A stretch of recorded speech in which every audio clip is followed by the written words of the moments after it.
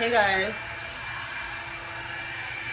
so I'm getting ready to go to a book signing for Miss Annabella. Oh my god, I'm thinking about me talking about woke blue hair shea butter Twitter. I'm so crazy. Oh my gosh. The look for today is like bitchy skinny girl. Bitchy skinny girl.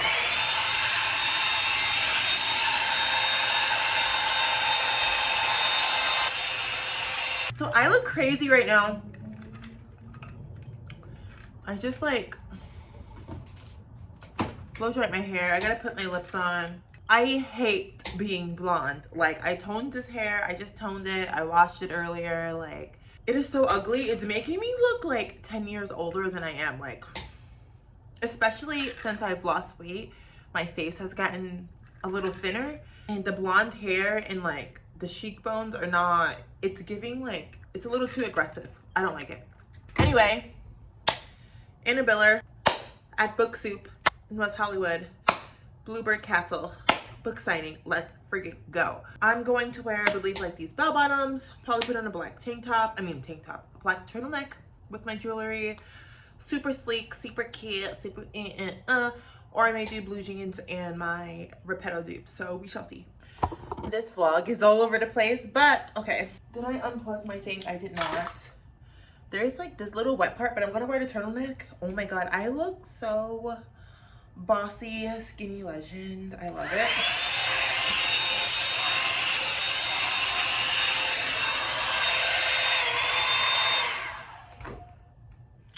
That should do the trick. No, actually not, because there's still a wet piece. This is probably the best it's gonna be, but I gotta find my lip liner. Oh my gosh, you guys, hold on, I'll be back. All right, guys, I'm back. So this is what, I don't know, I usually don't do a lip this dark, but this is what I'm wearing. I'm kinda in my skinny bitch era right now. At least that's what it feels like. I don't know, should I add a little lightness in the middle?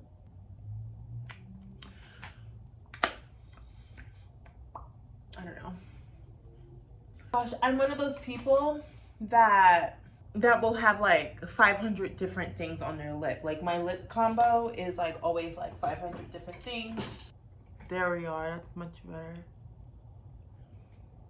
Okay. All right, I need to just like shut up and head out.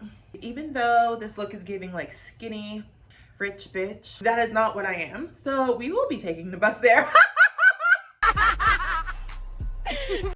We will be taking the bus.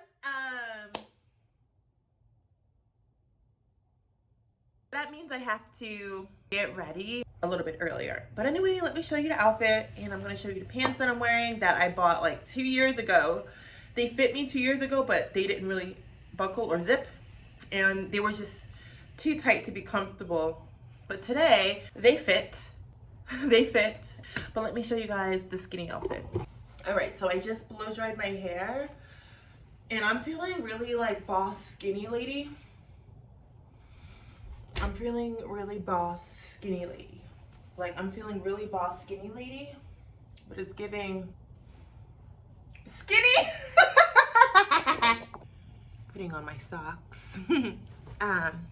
Yeah, ooh, I'm excited. I'm excited to see Anna, and I'm excited to get my book signed. And I'm also excited to read my Elvis and Me by Priscilla on the way there. I'm seeing Priscilla tomorrow morning. See if I can show you guys more of the look. See the bells? See the bells? See the bells, honey? I could put on a belt, but I'm not going to because it's tight in the belly, not in the waist. Like, it's so weird. It's so weird how like your body does things like that, but I know I need to hurry up and get out of here. So that's what I'm about to do. And I'll catch y'all on the flip side. This is the finished look. Wearing this like 70s crossbody bag. Yeah, next clip will probably be me on the fucking bus or at the book signing. We shall see. I gotta go. Okay. And face check. Face check.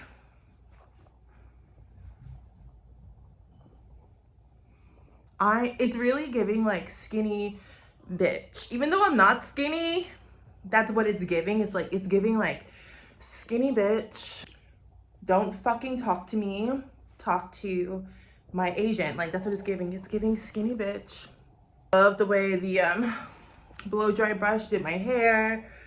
Yep, it's giving skinny bitch. You can't tell me that it's not giving skinny bitch.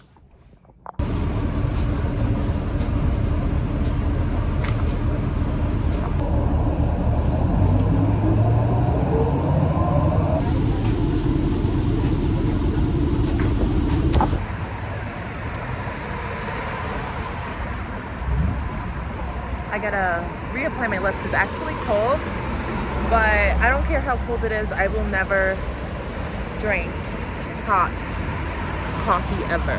So I think I'm in the wrong fucking way. Hold on. So that's where we're going, to Book Soup.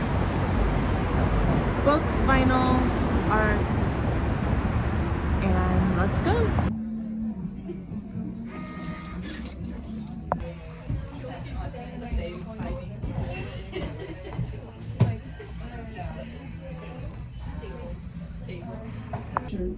And bold borders of roses, delphiniums, lavender, peonies, and herbaceous plants.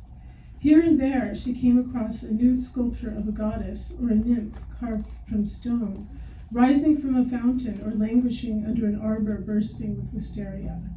Her spirits lifted as she absorbed the tranquility of the setting, plucking a rose and inhaling its fragrance, or listening to the sweet calls of the birds. She reached the end of the garden and came to the top of the cliff, stopping to survey the beauty of the landscape. The turquoise water frothed against the shore, beating against a foot of black rock, and the white sand shimmered before a backdrop of mossy green hills. Seagulls wheeled and cawed. Cornwall was a place of savage beauty, holy and enchanted. It was where Daphne du Maurier had spent most of her life, and where her sublime Gothic novel Rebecca was set. To Judith, this gave it an especially enchanted air. She descended the hill and followed the rough-hewn stone steps to the sand. The beach was empty, save for a couple seated on folding chairs, several women making their way back to the castle, and a man walking his dog along the shore. The wind whipped the tall tufts of marram grass and tousled Judith's fine brown hair. She sat down on her beach towel and gazed at the shimmering water, the glare hurting her eyes. Suddenly a shadow came over her. She started and glanced up to see a man standing over her. He was silhouetted against the sky, a masculine cutout with broad shoulders and a narrow waist, his shirtless outline chiseled and well-defined. Judith froze in fear. She'd only felt this kind of terror once before, in the woods when she was a child, and a man had flashed at her and chased her all the way home. Then, as now, a feeling of dread chilled her bones. For a moment, she thought she was going to be sick. He circled her until he was lit by the sun, and she saw that it was the handsome man from the chapel. She breathed a sigh of relief. He was wearing only a small pair of briefs, despite the freezing wind, and she couldn't help but ogle his beautiful physique. "Oh, it's you." The man smiled charmingly, putting her instantly at ease. "I'm sorry if I frightened you," he said in an upper-class accent, his voice so deep and sexy that it made her blush. "You just startled me, that's all." The drinks had given her courage, and she was surprised at her own forwardness as she made eyes at him. "Your novels are wonderful. They're romantic, but they're also chilling. They have a dark side." She basked in the compliment. "I suppose they do. I like to write about my experiences, but also about things that frighten me, like murder. To me, being murdered is the most frightening thing that can happen to anyone." "I'm interested in them too." Somehow, it was creepy when he said it, as if he was interested in actually murdering someone, rather than just reading about it. There was a silence, and then she looked at him and she saw that he was brooding. "Is that why you came down to the beach to see me? Because you're a fan?" "No." He turned and fixed his gaze on her. His expression had changed. The real reason she'd said it was that when she was excited, She always said whatever she was thinking. Anne and Mother had called it being dramatic. Fine, she thought. So I said something stupid. Now I could go away and leave me alone. But her outburst seemed to appear to have the opposite effect. He moved close to her, fixing her with his gaze. Anne is attractive in an obvious sort of way, but you're the real beauty in the family. He was standing so close that she could hardly breathe, and she felt overpowered by the scent of his pheromones. You're crazy, she said. No one thinks that. Anne is the beauty in the family. Everyone says so. He smiled, impaling her with his gaze, like a lepidopterist pinning a butterfly to a board. Whether wrong, I think you're the most beautiful girl I've ever seen, and I love you. At a movie studio, and then they shut down. I was like, okay, forget it. I'm just at the end of my rope for this movie, and my boyfriend suggested that I write it as a novel. Great idea, I did it. But part of my strategy was like, or fails to navigate that relationship. well, Judith doesn't have any power in her relationship, but I don't think that it's actually really attached to her feminine identity, because I think she has power in her feminine identity in and of herself. Like, she feels powerful, and she is powerful, and she's confident, she feels sexy and great, but the man doesn't want to give her that power. So it's kind of relational. But see, she's chosen over him over a man who doesn't recognize those things in women, who thinks of her as completely unequal. Like that boyfriend that she first had that she dumped, it's partly because he doesn't see her as a woman. He doesn't look at her like that. He doesn't want, it's the kind of guy who's like, you don't need all that junk on your face. You know, that kind of guy, you know? She wants to be treated as a woman, you know? And I think that does give her power, but again, not in that particular relationship. It's depending on how they navigate that. So Barbie decides that she loves her husband, no matter how dull he is, and she'll go stay with him, live with him. Elaine approached. She's not receiving the love she feels she deserves, and she's a sociopath. And Judith, Judith, there's a lot more backstory in this than there is in my other works, and I think so. It's not like, it's not an empower. I think a lot of the reason I'm getting some negative reviews is that it's not empower. It doesn't feel empowering to people. Like, her story doesn't feel empowering, so you know what I was doing? I was looking at what actually happens to people. I was looking at what actually happens to people in bad relationships. I was looking at their chances of getting out intact. And I was looking, so I like to do realism, and I like to wrap it in other things like that, some sort of a package that's like a fantastical package. But you know, the Gothic genre is really great for talking about women's experiences. It's always been like a kind of like where women hide their politics, you know, because it's about women wanting to escape. Oh, I have to find out who the English one is that belongs to this. It turns out it's I knew it, somebody I already met with that I liked, but since he had not taken my other script, I was kind of afraid to contact him, and I contacted him, and I loved it. But he's literally like maybe the only producer in England who's making, or there's one of two. I got in touch with the other one too. That really wants to make art films. Like, really is dedicated to making art films. So he's behind me every step. Like, he wants me to do my thing. So but it's like, yeah, worked out. So next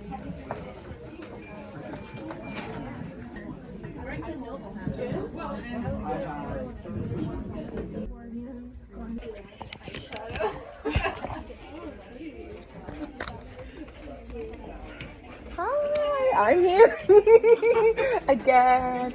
I met you before. You remember? Penny Angela, yes.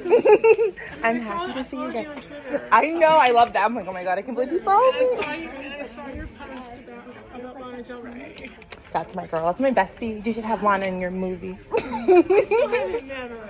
She's a sweetheart. I know, I want to meet her. Like, we almost got together. We planned to meet for lunch actually once, and then we did. And then she had to go to town, and we Never saw connected. again. Well, I'm manifesting that for everyone. I'm happy to see you as always. I'll see you on Twitter.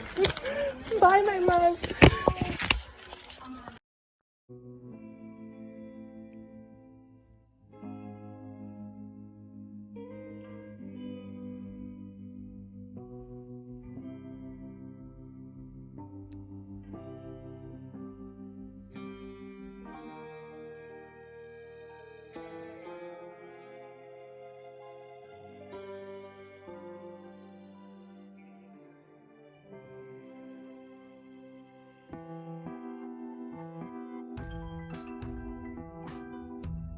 Honestly, same, because I am feeding everyone. I'm keeping everyone well fed. Hey guys, I have my sign book and I am about to head home. I'm in the bookstore, trying to keep my indoor voice, but it was a beautiful signing and I had a lot of fun.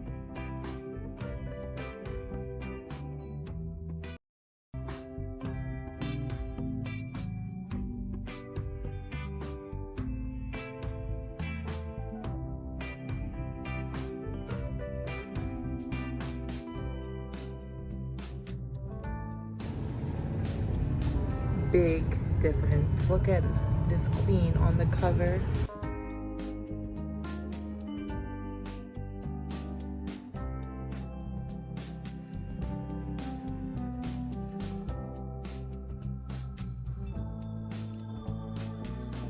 Alright guys, just left the book signing and now I'm gonna head home.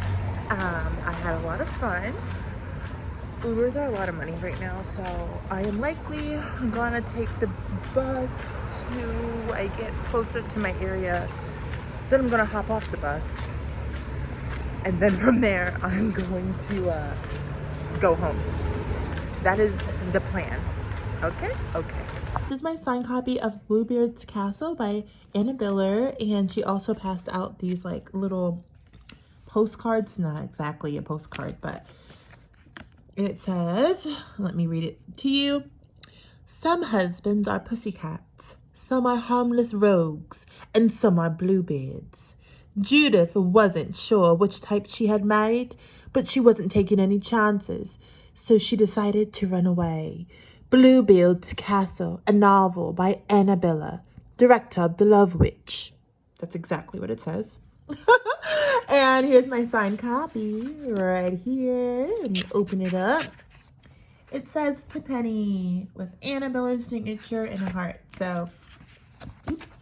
Yeah, this is where I'm going to leave it off. This is the insert of the book. How amazing. Oh my god, it's giving Hammer glamour. Yes, so and this is the back of the book. I haven't started reading it yet because I am still reading Elvis and Me, but when I'm done, this is the next one on my list because I can only read a book at a time. That's just how my brain works. But yeah, gonna end the vlog here. I love you guys. See ya in the next video. Bye.